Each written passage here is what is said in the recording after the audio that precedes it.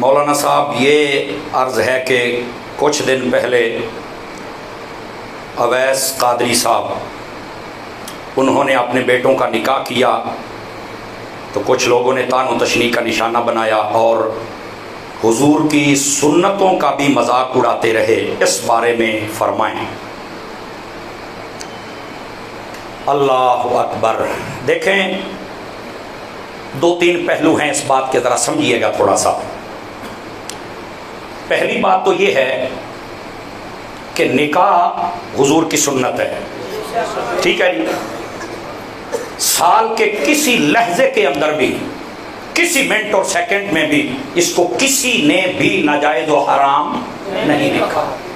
समझ आ गई मेरी बात? दरअसल हमारे मुआशरे ने इसको एक ऐप बनाया हुआ है। वो इसलिए कि जब शादी का नाम आता है ना तो सारे ढोल ढमक्के बाकी तमाशे हमारे ज़हन में आ जाते हैं, तो लोग ये समझते हैं कि शायद शादी का ये मतलब है। मैंने कहा नहीं, जो मजहबी बंदा होता है ना वो आम दिनों में भी जब निकाह करे तो आपको ये पता है वो इन चीज़ों से बचता है। तो अगर कोई मुहर्रम में करे वो तो और बचेगा। और ये याद रख ले, मुहर्रम में निकाह करना मना भी नहीं है। निकाह की बात करें, जो आपके जहनों में शादी है उसकी बात ना करें, निकाह की। और दूसरी बात ये बड़े गौर से सुनिएगा, ये तो जब हकायक खुलेंगे तो आपको पता चलेगा। अलहाज उवैस रज़ाक कादरी, उसको मैं सिर्फ एक नात खान नहीं मानता, मैं उसको एक अजीम नात खान के साथ एक अजीम आलिम दीन और एक वली भी मानता हूं। ये याद रख ले, मैं अपनी मोहब्बत का इज़हार कर रहा हूं और बिल्कुल मैं बड़ा सोच समझ के बोल रहा हूं। ये जो आज शोर मचाने वाले बच्चे हैं ना, जबूरे, ये उस वक्त तक पैदा भी नहीं हुए थे जब उस बंदे ने आला हजरत के कलाम से नजदियों और राजियों के सीनों को छलनी करके रखा हुआ है।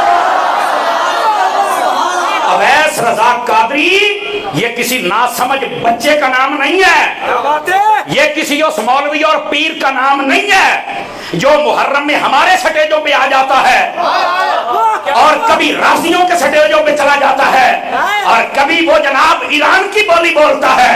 अवैस रज़ाक कादरी उस बंदे का नाम है जो आला हज़रत की बोली बोलता है। सुना इस बात को? मैं बात नहीं करना चाहता था लेकिन बार बार पर्चियां आ रही हैं तो मैं आपको बता दूं। और ये हकायक जब खुलेंगे तो आप देख लेना, ये निकाह मुहर्रम में हुआ ही नहीं है, ये भी सुन लेना। क्या बात है? ये जब हकायक आएंगे तो आप देख लेना। और अगर हो भी जाए तो जायज है, क्योंकि अवैस रज़ाक कादरी साहब को नहीं पता था कि अगर मैं निकाह इस महीने में करूंगा तो ये जितनी लुमड़ियां हैं, ये जो ईरान के चरणों में चरने वालियां, ये सारी भौंकेगी, पता उन्हें भी था। लेकिन ये जो मामला खुलेगा तो आपको पता चलेगा अवैस रज़ाक कादरी ये किसी नासमझ बच्चे का नाम नहीं है। समझ आ रही है? और यार हकायक पूछा तो करो ना, पूछा तो करो ये हुआ क्या है, पूछा है नहीं। और जिसका जी चाहता है वो स्पीकर के आके बक शुरू कर देता है। मैं आपको कहता हूं थोड़ी देर इंतजार करो, ये बिल्ली थैले से बाहर आ जाएगी, आप परेशान ना हो, आपको पता चल जाएगा।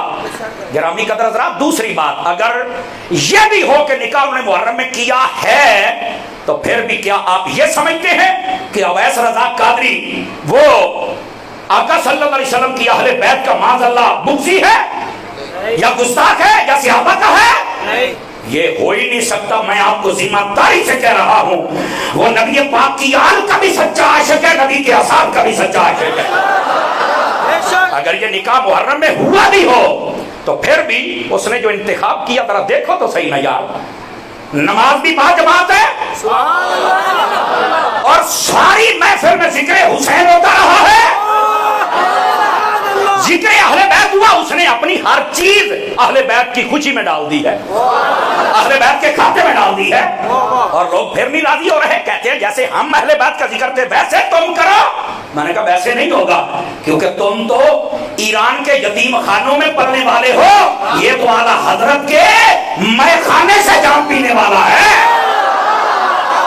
ये तुम्हारे साथ बैठकर ऐसी बात नहीं कर सकता।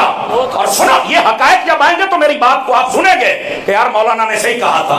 हाँ, ये मैं बता दूं, बसा औकात बंदे का जी नहीं चाहता होता कि मैं ये काम इन दिनों में करूं, अगर के जाए लो, लेकिन उसमें कोई ना कोई देखा। पूछो तो सही वैसे भाई मसला क्या बना कि लोग कहते हैं वलीमा किया, चलो हो सकता है निकाह पहले हुआ हो, तो वलीमा क्यों किया?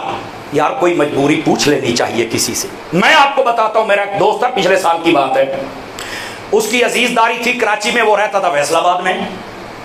उसकी बुढ़िया अम्मा थी, उसकी जौजा अचानक अटैक हुआ, फौत हो गई। वो मुझे कहने लगा मौलाना अब ये 3 मुहर्रम का दिन है, ठीक है, लेकिन अब मैं करूं क्या? मेरे छोटे बच्चे भी हैं, अजीजदारी मेरी उधर की है और यहां